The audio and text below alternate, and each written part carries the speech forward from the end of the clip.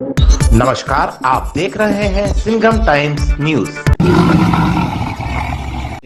लेखक, कवि या कहीं की संत और देश के गौरव प्रोफेसर अजहर हाशमी साहब के साथ में हैं।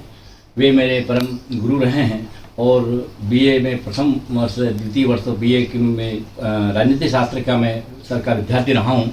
उस समय के संस्मरण सर के मुझे मेरे जहन में आज तक है। सर की कविताएं मुझे आज तक है।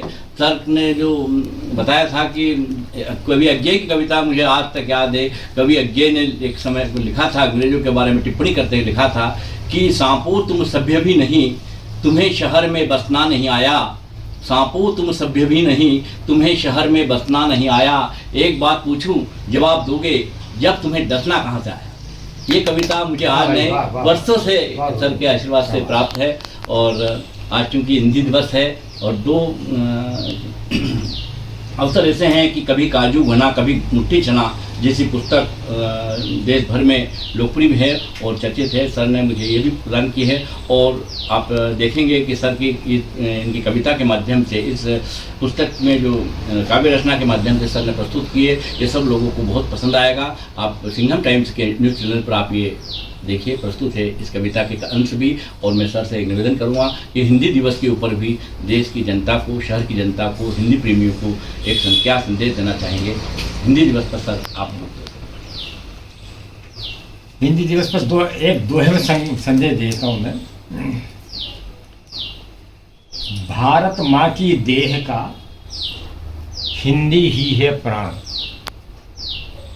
भारत माँ की देह का हिंदी ही है प्राण। हिंदी में बोले लिखे तब होगा कल्याण।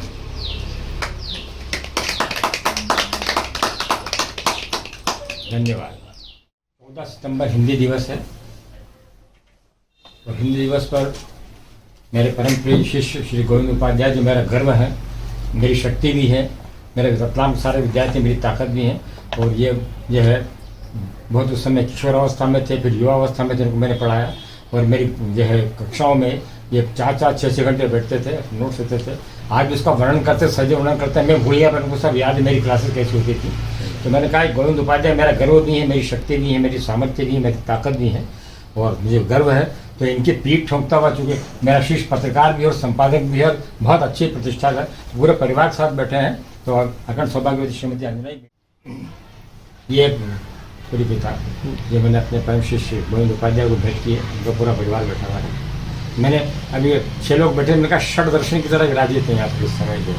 तो इनमें समय श्रोता भी है मेरे जो ये पुस्तक है, तो सुनिए। जैसे कि मैंने कहा ये 100 से अधिक देशों में टेलीकास्ट हो चुका है पहले। मैं इसलिए सुना रहा हूँ कि भाई एक याद रह जाएगी, क्योंकि अब वो ये कुछ संदर्भ होते हैं, पर ऐसे पल कभी नहीं आते। कभी कभार विवाह का अवसर होता है या क्या कोई किसी उत्सव में जा रहे हो, कोई किसी के जन्म का अवसर होता है, इस प्रकार के अवसर नहीं आते हैं। तो ये गणेश जी का वो भी चल रहा है पूरा और उनका प्रसंग भी, हिंदी दिवस भी है। तो रिपीट कर रहा हूँ इस बात को। तो देखिए हिंदी जब समय बैठे तो नहीं मतलब सर हिंदी की सेवा करने वाले बैठे हैं यहाँ, मतलब ये बोल रहा हूँ मैं। कभी काजू घना कभी काजू घना कभी मुट्ठी चना, कभी काजू घना कभी मुट्ठी चना, कभी काजू घना कभी मुट्ठी चना, कभी वो भी मना इस तरह मन बना मन बना मन बना, कभी काजू घना कभी मुट्ठी चना, कभी वो भी मना इस तरह मन बना मन बना मन बना, कभी काजू घना कभी मुट्ठी चना। सुनिए चन। जिंदगी है कठिन, जिंदगी है कठिन, अब आगे देखिए। जिंदगी है कठिन, आदमी चौंक जाएगा क्या हुआ।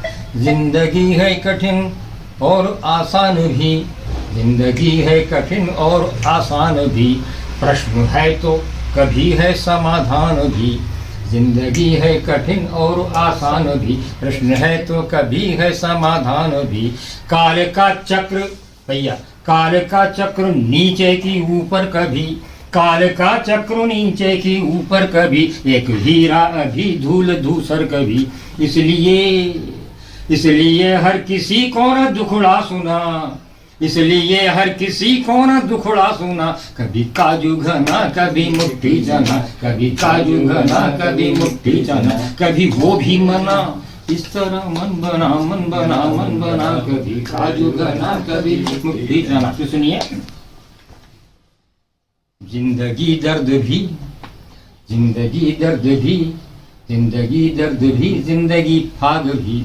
होली पे फाग खेला जाता है और हर कहीं ऐसा होता है कि आदमी को दर्द के दौर से गुजरना पड़ता है, लगता है कि कोई अपने साथ नहीं दे रहा, तो दोनों पहलू हैं। तो जिंदगी दर्द भी, जिंदगी फाग भी, जिंदगी दर्द भी, जिंदगी फाग भी, जिंदगी नीर भी पानी, जिंदगी दर्द भी, जिंदगी फाग भी, जिंदगी नीर भी, जिंदगी आग भी, जिंदगी रोशनी तो अंधेरा कभी।